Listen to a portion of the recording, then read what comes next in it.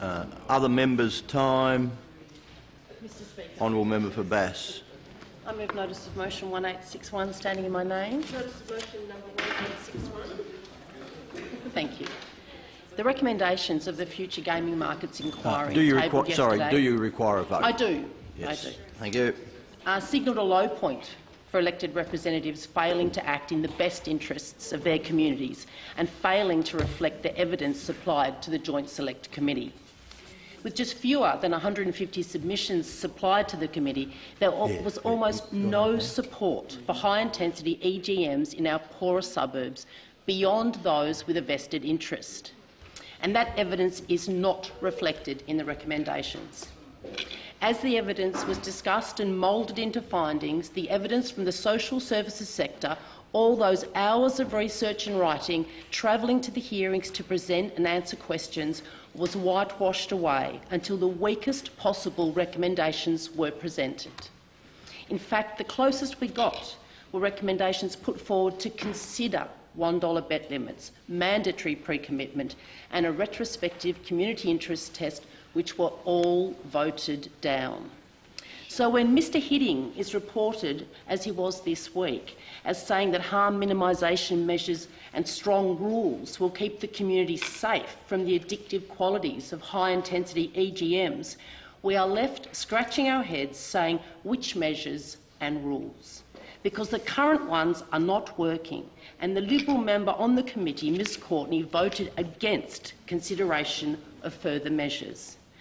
Recommendations which very specifically said consideration of, not adoption. I truly wanted to open a space where the Liberal Party could at least head backwards towards the policy position once strongly held on $1 bet limits. In 2009, the party strongly supported that measure. What changed? Certainly not the harms caused by EGMs. Australia has the highest intensity poker machines in the world, and 40% of the returns from these machines are from people who have become dependent on them. The fact is that 1 in 3 people who use poker machines weekly will become addicted, succumb to a process which is beyond their control. That's why we must act whilst we have a chance and remove these machines from Tasmanians who can least afford to sponsor the lifestyles of one wealthy Sydney family. Our role here is to make the decision which is best for most, not a few. And whilst the hospitality industry is crying out for skilled and willing workers, this is a chance for people employed in pubs which have EGMs to look for better opportunities. And if the skills which employees now have are not transferable, then we have another issue. If people are being trained into a dead-end job with no transferable skills into the wider hospitality sector, the government needs to intervene and offer those employees a lifeline to a better job, one which does not fleece the most vulnerable. Those who are vulnerable to program designs which have the specific brief to keep people at the machines. The longer they are at the machines, the more they lose. The detail of EGM design is kept very close to the chest of manufacturers in Australia.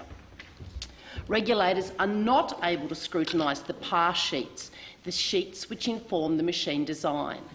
In fact, when Charles Livingstone, who presented to the inquiry, wanted to understand how Pokies worked, he had to go to a Canadian researcher to obtain the pass sheets to come up with the odds of winning a $10,000 jackpot. And do you know what he found?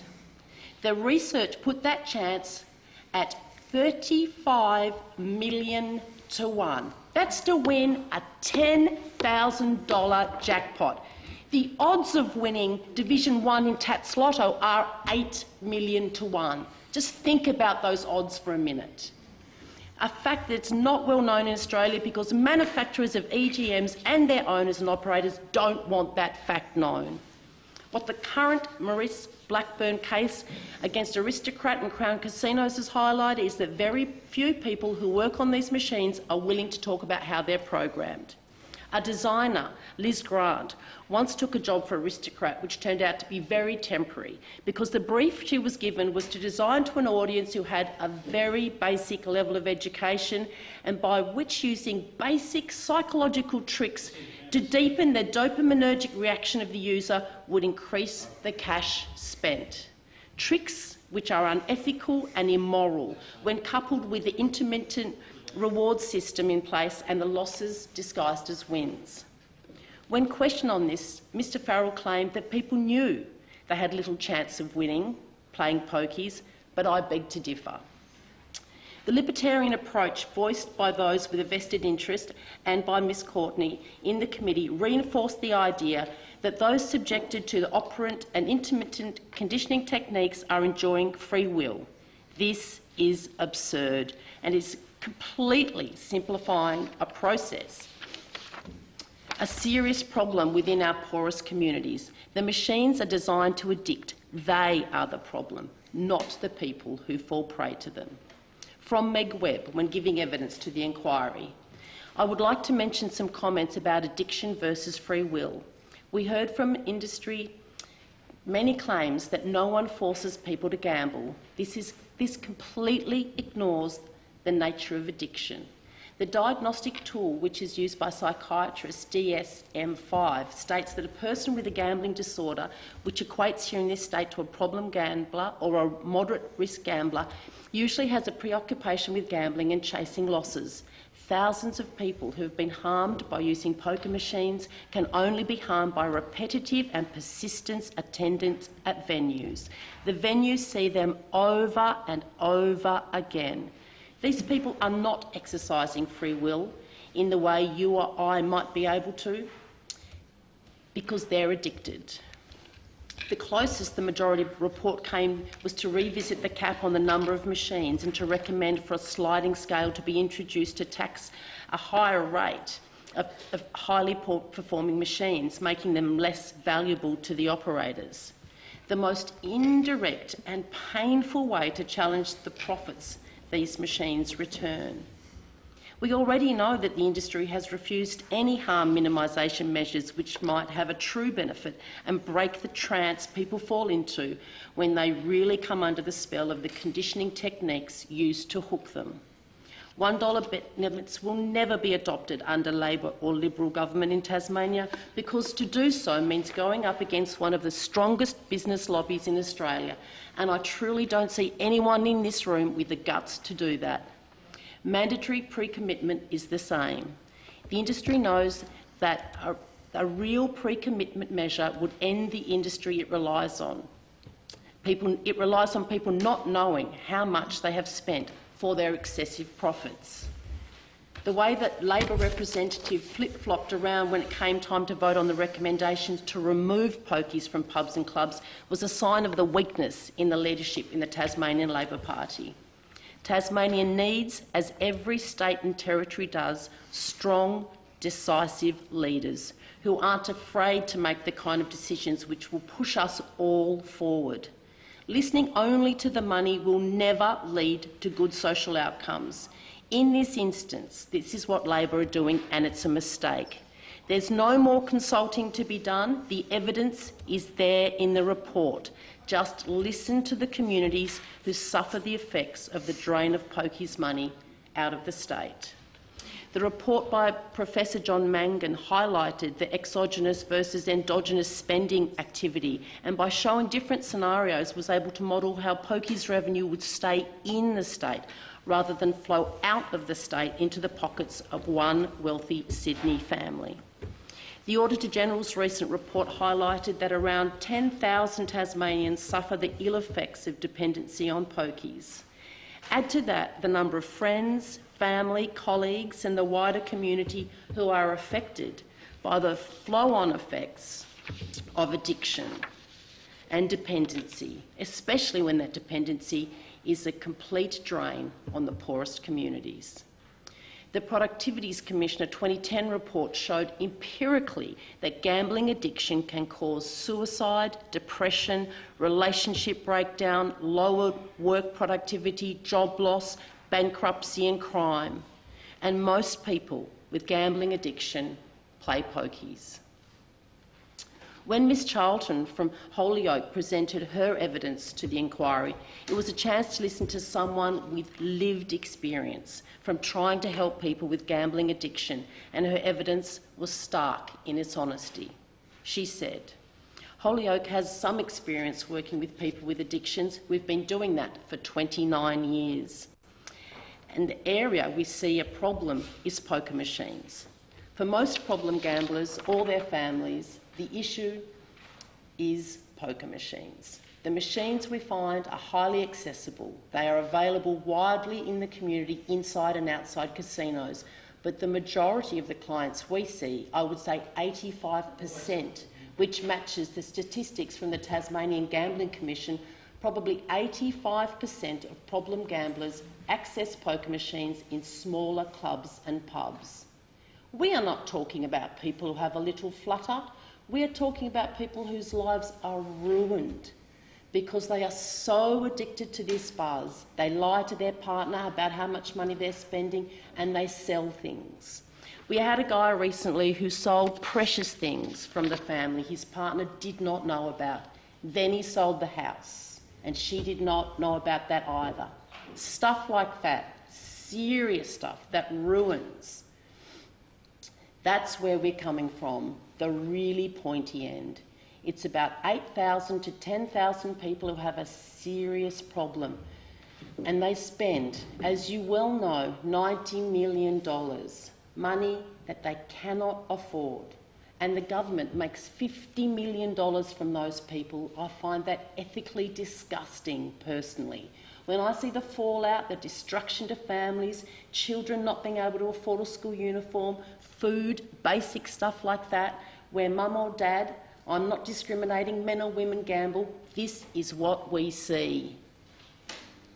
This week is Anti-Poverty Week, and here we are still debating whether or not we should send that letter to the federal group and tell them the party is over and alleviate the suffering of thousands of Tasmanians. They have made more money than they need from pokies in pubs and clubs, and it's time a government in Tasmania understood the social harms that accumulation of wealth has caused. There's no glossing over the truth. No more reports need to be written just to be ignored. No more grandiose statements about the good corporate citizens or sovereign risk arguments. Nobody should be modelling their business plan on a deed which ends in 2023. Tasmania is experiencing an opportunity to further become a destination for those wanting a behind-the-scenes food and beverage experience, who want to travel to enjoy culture and our natural beauty. EGMs are not a part of that reality, and any party who adheres to the status quo is holding Tasmania back. It could once have been argued that people did visit Tasmania to gamble in casinos, but that time has long passed. The casinos are pokey barns because that's where the cash is, and the locals who lose their cash, and it's locals who lose their cash there. We do know from the evidence presented by Women's Health and others that clients in the social services sector cite gaming in pubs as the biggest part of their problem. It was also suggested by those who profit from pokies that people from wealthy suburbs travel to the poorest Tasmanian suburbs to gamble on pokies. There is absolutely no evidence to back this up. It's a furphy. It was also claimed by the same submitter that it is simple fact that people in poorer suburbs prefer pokies to other pastimes. What utter rot. People in poor suburbs are looking for a pokies miracle and then end up trapped. Not all of them, just 10,000 of them in Tasmania. And the flow-on effect to the wider community is a measurable failure of government policy. Public polling has consistently found that more than 80% of Tasmanians do not want pokies in our communities, and that statistic has not wavered for over 2 decades. It's consistent across gender, regions, across age groups, and it's time both old parties in this place respect that.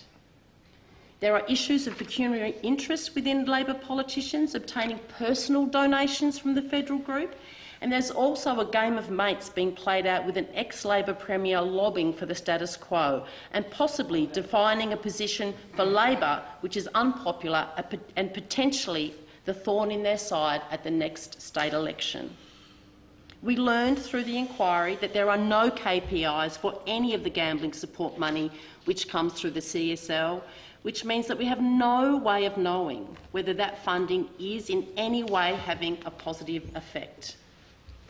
There was even a comment by the federal group that the CSL should not be funding neighbourhood houses, based on their suggestion that playing pokies is such a benign pastime that funding community houses is not warranted. Whilst the neighbourhood house submission cited a correlation between gambling addiction and family violence through research and through their lived experience. In news from Federal Parliament today, a former Crown Casino employee, now whistleblower, has detailed incidents where the machines were tampered with so that the continued use could occur. That whistleblower stated, punters soiled themselves while betting and Crown provided them with clean clothes so that they could continue gambling. Illicit and obvious drug use was ignored by the casino. Crown put the most high-yielding poker machines in the highest traffic positions in the casino during peak periods and regularly reset machines' memory to manipulate returns to players. Criminal and it's corrupt. This is an industry which makes its money from human misery and suffering. The mischaracterisation that gambling on poker machines is a social activity is just not borne out by the evidence. Profit from gambling relies on people becoming addicted to being in the zone after having all their worries washed away in the lights, bells and whistles, until they come out of the zone and realise they've lost more than they can afford, which only exacerbates their problems further. I call on every member of this place to look within and to find a place where they can empathise with the thousands of Tasmanians who are addicted and at risk of addiction to these machines, and work in your parties to change current policy positions and have poker machines removed from Tasmania's poorest suburbs. The question is, the Honourable Ms O'Connor. Oh, I'm happy to let Mr Bacon take it. Mr Bacon. I see you dragged your feet. I was waiting for the Treasurer. I thought it was commonplace for the government to respond to these motions. That's fine. I'm more than happy to get up and speak on this motion. Of course, this is a very important issue and this is a very important time when it comes to the gaming debate here in Tasmania. What we've seen, particularly from the Liberal Party up until today, but now we see it from the Greens, is a couple of parties that rather play politics with this issue than actually deal with the substance, is what we're seeing here, Mr Deputy Speaker. We've seen through the committee that was set up by the government, we had, in effect, 3 independent members on the committee. We had 1 member of each of the parties represented in this place, Mr Deputy Speaker. We had the Liberal Party go in with what is, you wouldn't call it a policy, but it is certainly a firm position in terms of backing the status quo, but no real detail around that yet. Of course, we've seen the Greens go in, not listen to the evidence, have a position that hasn't changed at all, and now we see. That's right. No doubt. So what we saw there, Mr Deputy Speaker, was two parties that went into this committee with a predetermined position on what their outcome would be, and that's fine. That's a matter for them. That is a matter for them, Mr Deputy Speaker. And what we saw. That's right. So what we've seen, Mr Deputy Speaker, what we've seen is the government play politics with this issue, and now shamefully, we get the great moral arbiters in this place. We've got the Greens now playing politics with what they say is a serious issue. They are a disgrace, Mr Deputy Speaker. They claim to care about this issue, but what they're really doing is playing politics, Mr Deputy Speaker. It is clear not only from what the member of Bass has just said in her contribution, Mr Deputy Speaker, but it is clear in what the Leader of the Greens said in her contribution on the previous debate around the Code of Conduct. This is the Greens' desperate desperate, Mr Deputy Speaker, to play politics with this issue, and it is a disgrace. What we've seen here from Cassie O'Connor, the member for Denison, and Andrea Dawkins, the member for Bass, is the Greens claiming to care about this issue, but now they were more keen to play politics with this than anything else. They are a disgrace, Mr Deputy Speaker. They are a disgrace, the three of them. Order. Look, order. Now, the member for Franklin was heard without interruption, and I asked that the same courtesy... I apologise. Ms Dawkins was heard without interruption, and I'll ask the same courtesy be extended to Mr Bacon and other members that wish to contribute. Thank you very much, Mr Deputy Speaker. When it comes to this issue, we know this is a very sensitive debate. We expect the Treasurer and the government to play politics with this issue, but we did think a little bit better of the Greens up until today, Mr Deputy Speaker. They are desperate to play politics with this issue rather than deal with the substance of this issue. I'm talking about you. That's right. I'm talking about you. You know it's true. You know it's true. You know it's true. You know it's true, Mr Deputy Speaker. The Leader of the Greens knows it's true. It is as clear as the nose on her face, Mr Deputy Speaker. She is desperate to play politics with this issue. We've seen it from the government. We've come to expect it from the government, but we did think better of the Greens, Mr Deputy Speaker. We did think better of them up until today.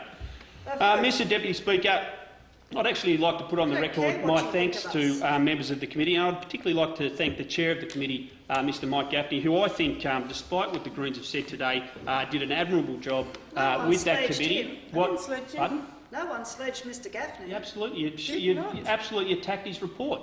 I mean, this is how desperate they've become, Mr Deputy Speaker. Order, Chair. I just think someone needs to explain to Mr Bacon about parliamentary procedures. The report of the Joint Select Committee was a... Is this a point of order, or is it... I said it was a whitewash.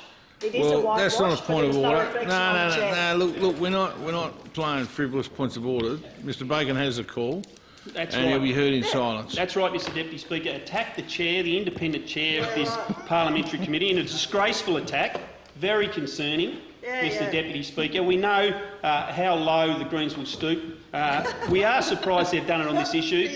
We did think they genuinely cared about this issue, Mr Deputy Speaker, but it's clear that what they really want to do is play politics. Absolutely clear what they want to do is play politics, Mr Deputy Speaker. You are all talk, Miss O'Connor. It is as clear as anything. You can't abstain from this one. I'd like to defend Mr Gaffney first of all. I think he did a very admirable job. I think the committee was a very difficult committee for him. He also voted to have them removed from pubs and pubs, chair, Mr Deputy Speaker, because there was 3 independents on the committee, and there was also one from each member of this House, of course, with 2 of those, of course, compromised by going in with predetermined positions, Mr Deputy Speaker. You were compromised by the $1,000 you got from the Farrell family. You were compromised by a federal group donation. You had a pecuniary interest. Yeah, you should acknowledge that on that committee. Is that right? So what I did is explain on the public record about that fact, Miss O'Connor, years ago, and I've never shied away from that fact. Well, you should have. When was the last time you spoke to Paul Lennon? In the lead-up to the inquiry, I had a coffee with Paul Lennon, just like Miss Dawkins did. I paid for it. And I paid for my coffee as well. Yeah. So what? Well, he hasn't rung you since. No, he hasn't. He hasn't rung you No, since. he hasn't. Oh. He's talked to Ms. Tell him White. the truth in this Excellent. Order. He's Ms. White what to do. This debate isn't a debate. It's an opportunity for Mr Bacon to make a contribution, and he'll be done without interjection. It's woeful, though. To make an embarrassment of himself. That's right. They've been called out and they know it. That's why they're squawking away, Mr Deputy Speaker, because they know that they know as they chirp away, they know they're playing politics with this. They pretend to care, Mr Deputy Speaker. They pretend to care. What's clear is they are politicians first and foremost, and they are a disgrace, Mr Deputy Speaker. What I would like to say when it comes to the government's approach to this is that the Premier and the Treasurer really have treated the committee with contempt and disregard virtually from day one, Mr Deputy Speaker, and that is despite the fact the government set this up in the first place. What we saw the Treasurer say in his ministerial statement on gaming in March 2016 was the Joint Select Committee review would serve as an open and transparent fact-finding process to provide information for the formulation of the more detailed structural policy elements within the policy framework I've set out today to help inform the government's final policy position. Right, the final policy position. And this is what the Premier told the committee during his appearance. We look forward to receiving your report in due course. We will consider very seriously all the findings and recommendations of this committee in its report. And he also went on to say, we have given our starting point and our guiding principles as well as our policy statements, but we will consider each and every recommendation of this committee. Mr Deputy Speaker, the Treasurer said at some stage around March next year there will be a state election, and I believe it is important all sides of politics in this state have an opportunity to express their position well before that. I think the committee will inform a lot of thinking in that regard. He went on to say, as part of that consideration, this is an opportunity for the committee to bring forward evidence and data to support any recommendations. It is then for the government to consider this on evidence and data. However, Mr Deputy Speaker, since then the government appears to have divorced itself of its own policy development process. The government is now wanting to ignore the evidence and the data, and they want to rush the opposition into putting forward a policy position. We've seen the chair of the committee express his concern that the government rejected the report, and this is the chair's own words, before the ink was even dry. So what is the government's final policy position, Mr Deputy Speaker? We don't know. The Tasmanian people don't know that. We don't know if the government intends to conduct further consultation with the community. We don't know whether the government supports the direct licensing model put forward by the THA. We don't know if the government remains committed to conducting an open tender process. We don't know how direct licensing and an open tender process are even compatible, Mr Deputy Speaker. And we don't know if the government plans to change the taxation arrangements relating to electronic gaming machines and other gaming products. Who are harmed by these machines? The government's representative on the committee, Ms Courtney, voted, of course, in favour of the recommendation for the government to devise a mechanism to reduce the number of gaming machines post-2023. So, Mr Deputy Speaker, is that the official policy of the government? Again, we simply don't know because the Treasurer hasn't answered those questions. I mean, it does start to sound a little absurd, Mr Deputy Speaker, that this is the government of the day and yet all these questions remain unanswered. During the hearings, of course, the Treasurer was asked how the government arrived at its guiding policy principles. Just seemed that it was by a process of osmosis, Mr Deputy Speaker. The Treasurer said, this is really a challenging issue for Tasmania. In arriving at the policy position, I took advice from a range of different areas. Treasury provided some information and I spoke with my ministerial colleagues. All of us around this table have been in public life for a period of time. On many occasions, both in government and in opposition, we have met with both industry and community groups that have a particular interest in this, and you form a view. You form a picture in your mind.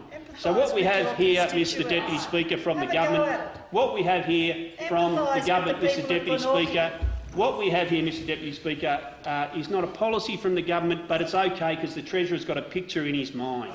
So that's very interesting. I mean, you want to criticise the Labor Party, don't have a policy on this, don't have a policy on this. As it is. I'll tell you what, I bet you, if you went inside Rebecca White's mind, that you'd see a lot of pictures in her mind, Mr Deputy Speaker. I mean, how absurd. He doesn't have a policy of his own, but he's got a picture in his mind. I mean, the last place I'd want to go is inside Peter Gutland's mind, but that is fascinating. Of course, when quizzed on the details such as the taxation rates, player returns or the single operator model, the Treasurer's consistent comment was, I certainly do not have a firm view at the moment. Has the Treasurer got a firm view now?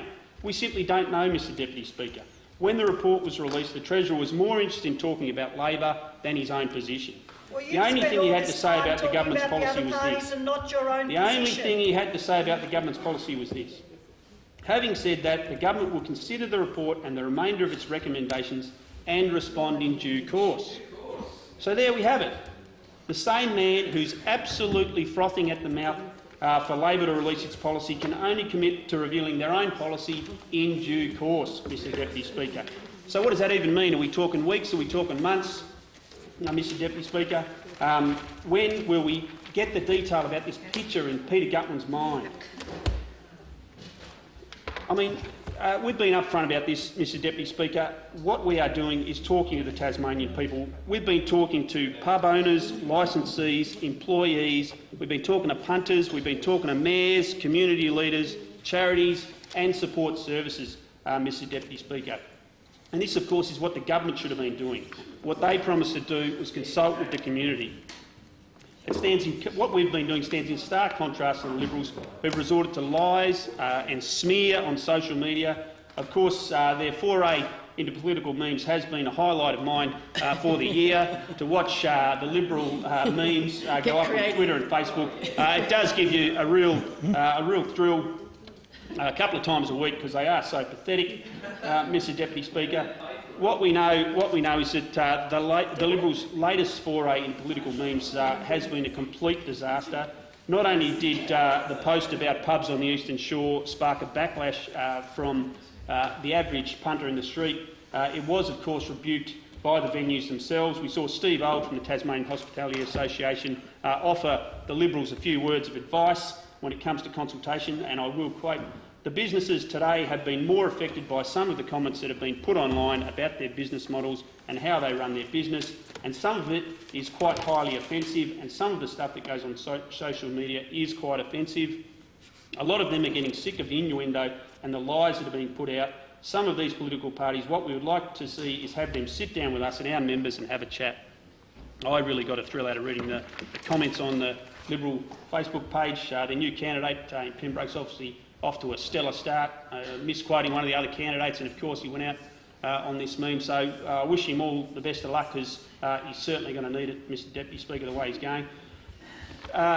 As far as it can be seen by the Tasmanian community, it's only the Labor Party that is listening to them, consulting with them. You've What I ignored the 80%. what I would suggest, Stop pretending. What I would suggest is to the Liberals that they spend less time on Twitter and other social media and actually get out and talk to people, and more importantly, listen to people. Go and talk to the people Of course, in Glenorchy who lost $20 million last year. Of course, Mr Deputy Speaker, on the other side of the debate, we've got Kim Goods from Tascos.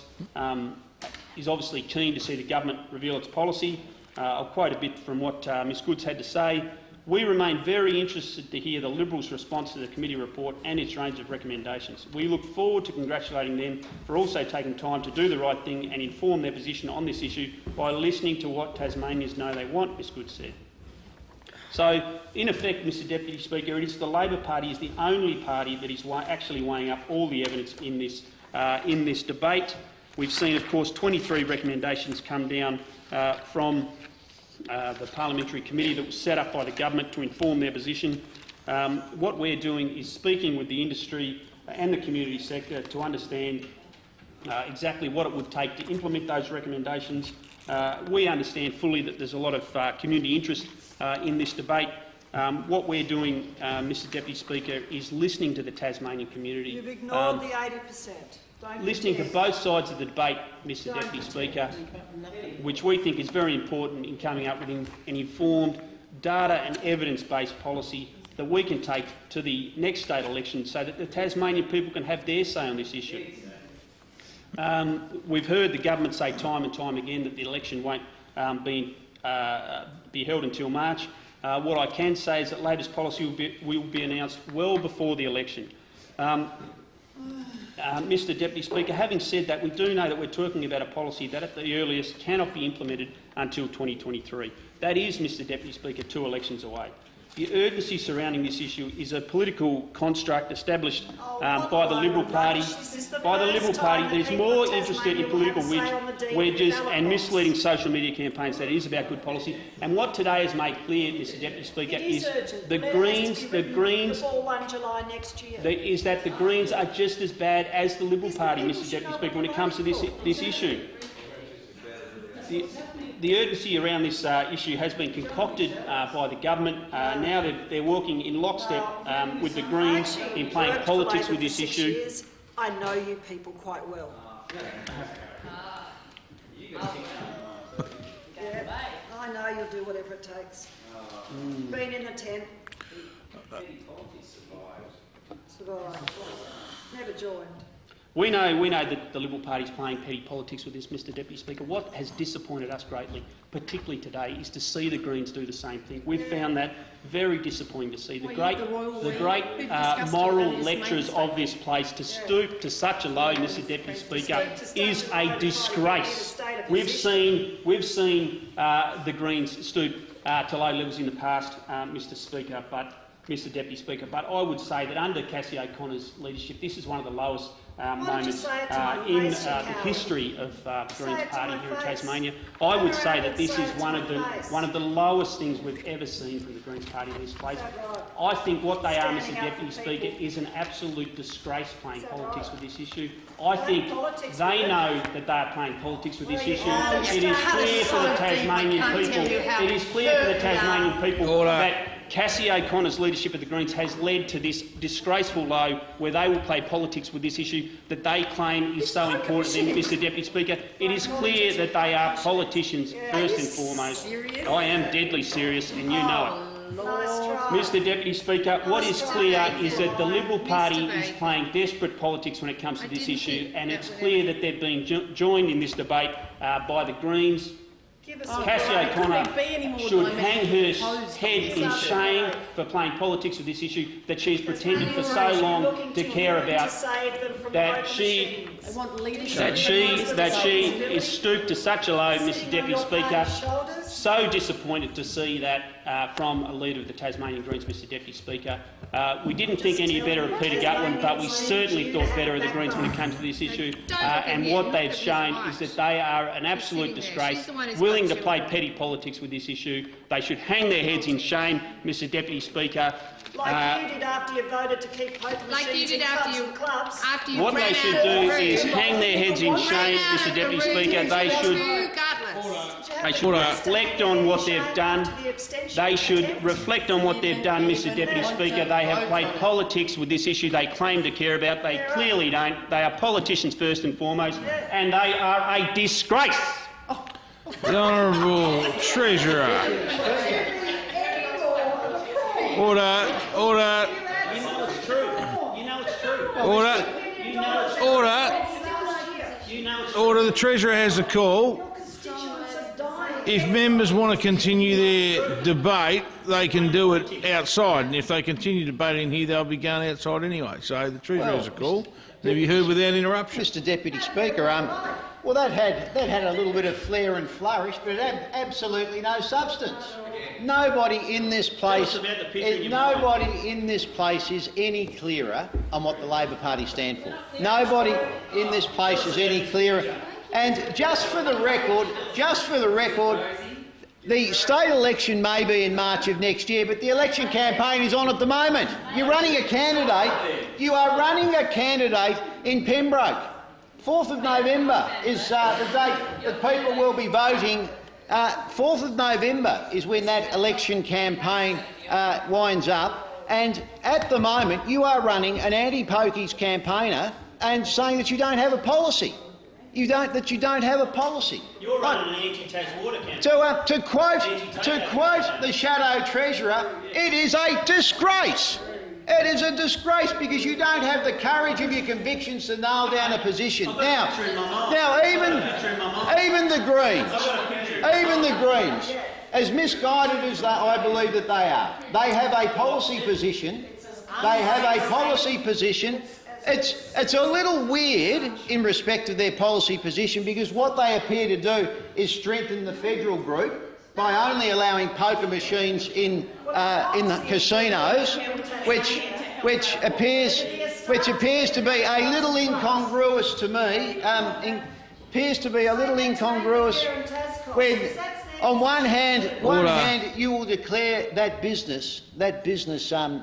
And in fact, I won't stoop to use any of the descriptions that you have over time. But on one hand, you will do whatever you can to damage their brand, and yet your poker machine policy is about strengthening their brand, about putting machines into the casinos. Now that is a fact. That is a statement of fact. But the other point, Mr Deputy Speaker, that I think is really interesting here is to make the point that post-March, the only way that you can govern is with them. And if that is an example of what would occur in the cabinet room, well, God help us all. Why is that? God help us all, Mr. Deputy Speaker. Mr. Deputy Speaker, and the one thing that I know, if you do get into that cabinet room, is that Mr. Bacon won't be anywhere near as tough with you as he was then. He'll be rolling over to you then. That's what would be happening in that cabinet room. That's what would be happening in that cabinet room, Mr. Deputy Speaker.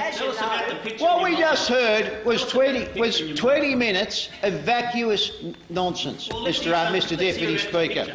Mr. Deputy Speaker, That's the truest thing you've said in this place. there is an election campaign underway at the moment. So tell us about your policy. An election campaign underway at the moment, and you don't have a position on pubs and clubs. On pubs and clubs, we have been very clear in regards to our position on pubs and clubs. We won't shut them down. We will reduce the number of poker machines in pubs and clubs by 150 by 2023. That's our position. Now, the other thing that I heard that was interesting today, which I must admit I hadn't been paying any attention to, was that you abstained from a vote. Did you? No, Did he you tried. abstain? He tried, and then he couldn't. So So he had to vote to keep poker machines in pubs So, and pubs. he wanted out. He wanted to sit on the fence. He wanted to sit on the fence. And that's exactly what the Labor Party is doing at the moment, Mr. Deputy Speaker.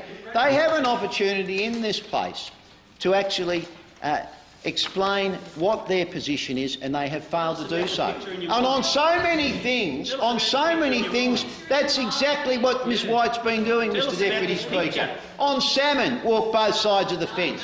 On tracks, walk both sides of the fence. On seals, walk both sides of the fence. Order. Interjection should cease. Mr. Speaker, that's exactly right, isn't it?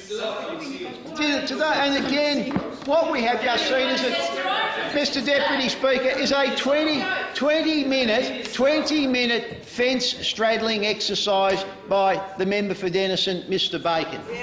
A 20-minute fence straddling exercise is what we saw. Now, there is an election. There is an election underway. Well, I'll tell you what the picture in your mind would be at the moment. It'd be all grey smoke, because, quite frankly, you've got no firm position on anything. No firm position on anything. Is that how you have a firm position, by the picture in your mind? Now, Mr. Speaker. Mr. Bacon. No, come on. Now, Mr. Speaker, look, Interject on me? the member for Denison. No, I didn't interject on you. No, I'm not talking about you. The member for Denison has just spent 20 minutes explaining that they don't have a position. In this place, you should stand for something. In this place, when you are given an opportunity, when you are elected and you are given an opportunity in this place, you should stand for something. And what Ms White has been doing, look, you can keep interjecting, but you know this is a statement of fact. It's a statement of fact. You try to walk both sides of the street. That's the picture I have in my mind. Ms White can't take a position. That is exactly what is occurring, Mr. Speaker. And so we provided to the inquiry, we set out our guiding principles. In fact, I think it was described, I'll need to check hands up, but I think it was described that we put forward a firm position by Mr. Bacon. And that's exactly what we did, Mr. Speaker. Tell us about the picture. Our guiding principles we put forward, Mr. Speaker, that gambling is a lawful form of entertainment for many Tasmanians. What's interesting, the most recent SEIS indicates that the number of problem gamblers has decreased. In fact, the number of Tasmanians that gamble has decreased. Remember when you rolled over on the dollar bet? Mr. That Speaker, means when you did that? more money coming from less people, as James Boyce has pointed out. Interjection You should are cease. The misleading Treasurer the has the House. call. The Treasurer has the call. Interjection should cease. Mr. Speaker, we know that You are revenues misleading are the House. flatlining. We know that revenues are flatlining. People are spending less, Mr. Speaker. Flatlining. You called So we 20 put million forward bucks gambling as a into lawful form of flatlining. entertainment for many Tasmanians. That the regulation of the gaming industry should be designed to create a sustainable industry with the highest standards of probity whilst minimising harm caused by problem gambling. Financial rewards from the gaming industry should be shared appropriately among the industry players and the community. Public interest should be taken into account in the placement or relocation of EGMs. into new venues outside of the casino environment. The duration of a gaming licence should be commensurate with, among other things, the level of investment necessary to underpin the delivery of the gaming operation. And consistent with those principles, I won't go through all of the policy positions, but the ones that are most pertinent, that the current statewide EGM cap of 3,680 will be decreased to 3,530 in 2023, a reduction of 150 machines. We made that perfectly clear. We also said that the rights to operate EGMs and clubs post-23 will be allocated and priced by a market-based mechanism such as a tender, and that is still our position, Mr Speaker. And the location of EGMs, will be subject to a new public interest test to be applied by the Tasmanian Liquor and Gaming Commission, and we have delivered that. It's pointless. Now, look, the member for Bass, if you wanted to talk to somebody who had an opportunity in the last government to do something but wanted to focus on shutting down the forest industry, you should talk to Ms O'Connor, who sits to your left. Who sits to your left? Who sits to your left? Yeah, remember that. Who sits to your left? Now, your $1 bet. Mr. Order. 2 weeks. Order. Members know it's not appropriate to yell out and interject, so please. Mr. Speaker. So, what do we have here? We have the Greens with their policy. We have Labor with their policy of no policy. And we've got a picture and we have an election underway at the moment, Mr. Speaker, where Labor are running an anti-Pokies campaigner as their preferred candidate, and they have no policy. Now, at the end of the day, well, I think you do have a policy. I think you do have a policy, but you don't have the guts to say what it is. That you don't have the guts to say what it is. And that's been the same for Ms White, Mr Speaker, on a range of other issues. Walk both sides of the fence on salmon. Walk both sides of the fence on tracks. Walked both sides of the fence on seals. We know that Ms White is trying to play a small target strategy. As Mr Bacon said, wait until the March election. But let's be clear, there is an election on at the moment. There is an election on at the moment. I can be clear, Ms White, you can't. You're the one that's struggling to find a position.